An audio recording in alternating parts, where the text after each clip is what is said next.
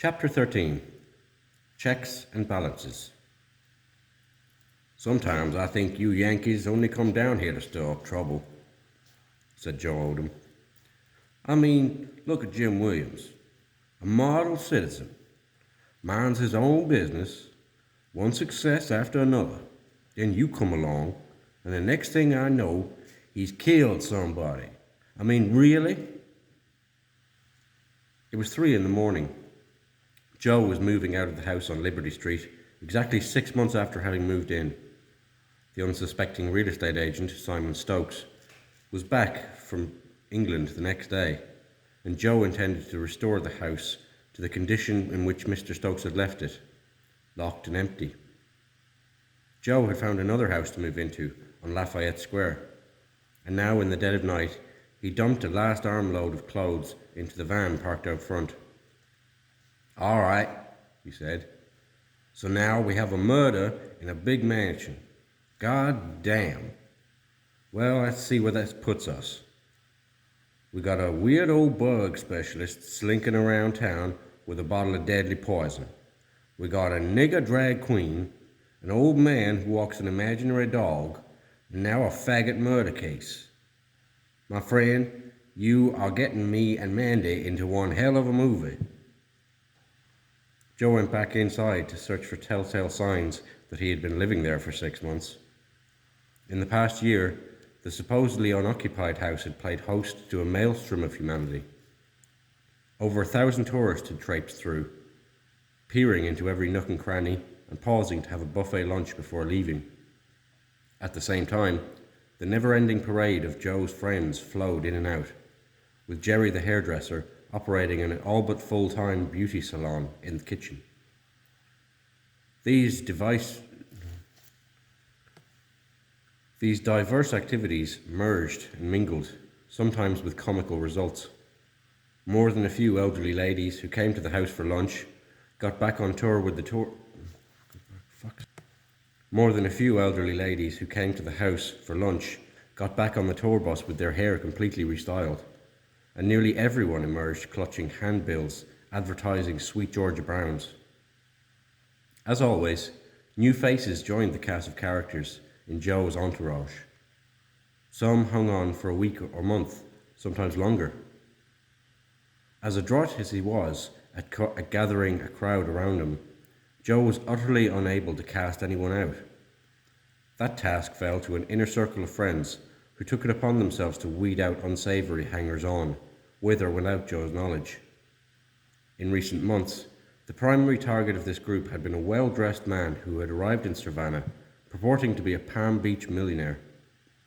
In actual fact, he was a small-time entrepreneur who had opened a whorehouse on the road to Tybee. Before anyone knew it, he was quietly soliciting business from the men in the tour groups at Joe's. The inner circle called on a retired policeman, Sarge Bolton, to get rid of him. One glimpse of the revolver in Sarge's shoulder holster, and the man was gone. Joe's friends had nothing against whorehouses, but they were worried that this one might complicate matters for Joe, who was just now coming under the scrutiny of authorities because of the bad checks he'd written before opening Sweet Georgia Browns. The checks had begun to arrive at the prosecutor's office on the average of one a week. The carpenter's check, the electrician's check, the plumber's check, the check for the antique merry-go-round horse on top of the bar. With the total reached $18,000, 2 sheriff deputies came to Sweet Georgia Browns and served Joe with a summons. He was directed to appear for a hearing in court. Depending on the outcome of the hearing, he might or might not be indicted for writing worthless checks, a felony punishable by 1 to 5 years in prison. On the day of the hearing, Joe strolled calmly into the courtroom 20 minutes late. Before taking his seat, he ambled over to the bench where the plaintiffs were sitting and greeted each one of them. "Howdy, George," he said to the carpenter. The carpenter managed a wan smile. "Hey, Joe," he said. Joe moved on to the electrician, the plumber, the general contractor, the man from the linen supply, and on down the line. "Howdy. Afternoon. Hello." He spoke without a hint of sarcasm or irony. His voice was cheerful, his eyes were bright, his smile broad and easy. It was almost as if he were greeting patrons at Sweet Georgia Brown's. Joe's affability contrasted with the discomfiture of the men on the bench.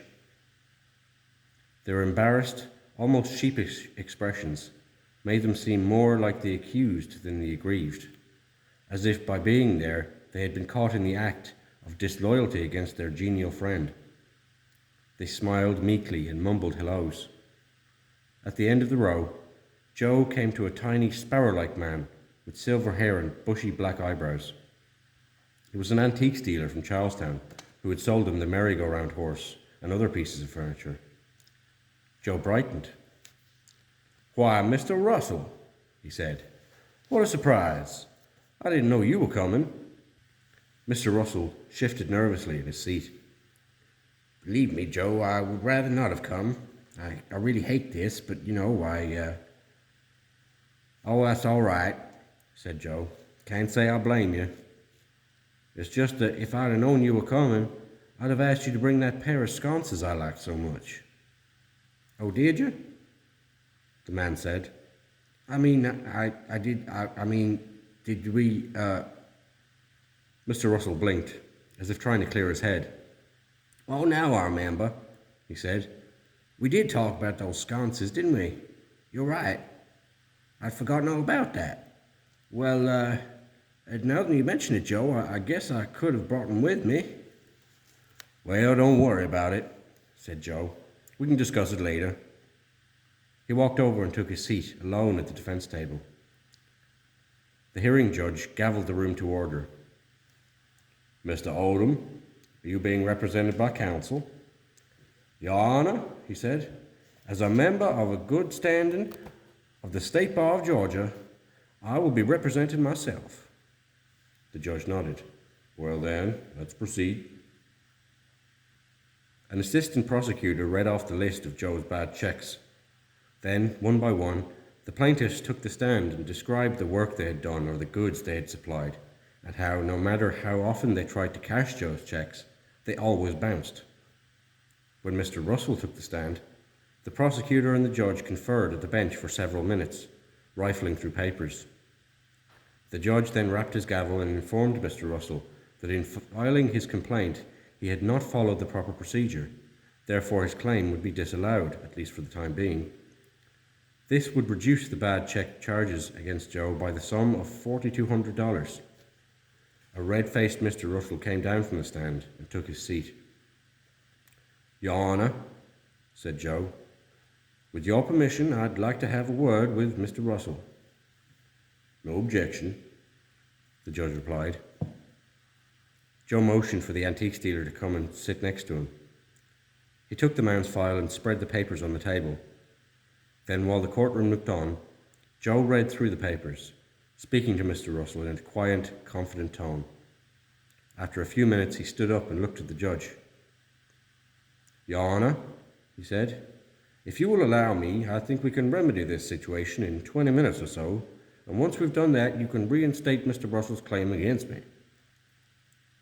The judge looked warily at Joe, uncertain whether he was merely having a laugh at the court's expense or whether he might actually be slipping a fast one by him. "The court appreciates your offer," the judge said, "but I doubt there's any precedent for a defendant acting as counsel for the plaintiff. One could worry that the counsel might place his own and best interests ahead of those of this client, if you can see my point." "I do, Your Honor," said Joe. "But in this case, it's really a matter of filing out forms. The gentleman has come all the way from Charlestown to claim money that's rightfully his, and it doesn't seem fair to turn him away just because he messed up on some minor clerical procedure."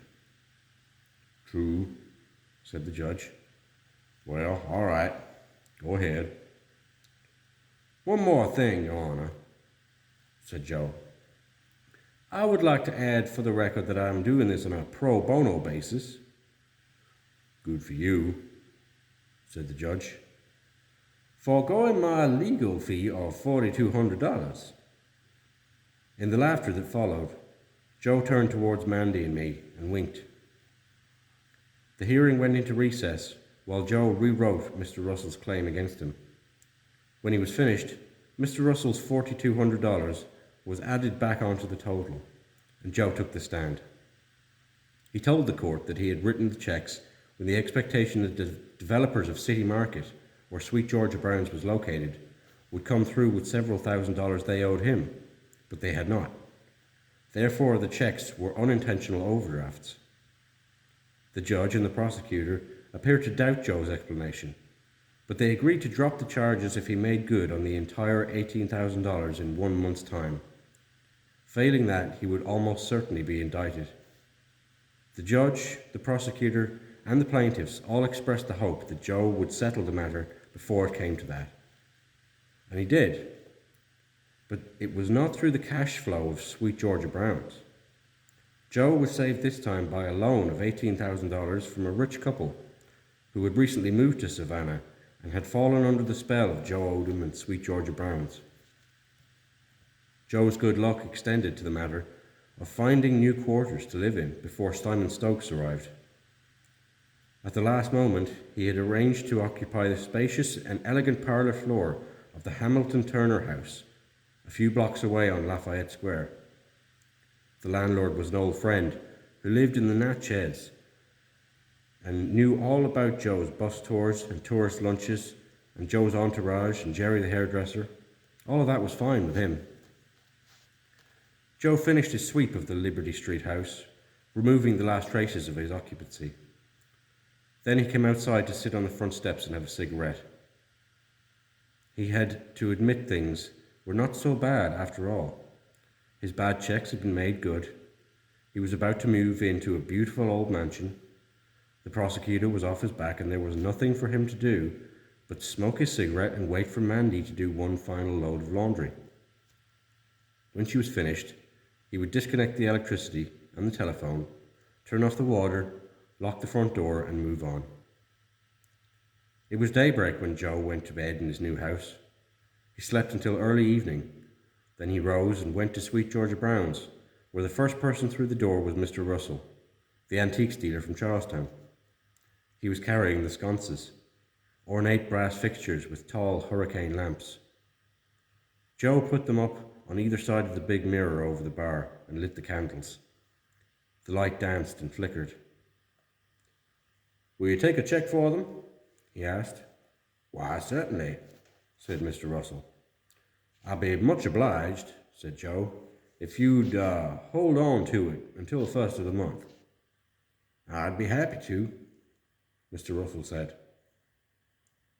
Joe turned to go back to the piano and found himself looking into the grinning face of the real estate agent, Simon Stokes. "I'm back," Mr. Stokes proclaimed. "If you still want that house on Liberty Street, you can have it. I saved it for you the whole time I was gone." "I know you did," said Joe, "and I appreciate it more than I can say."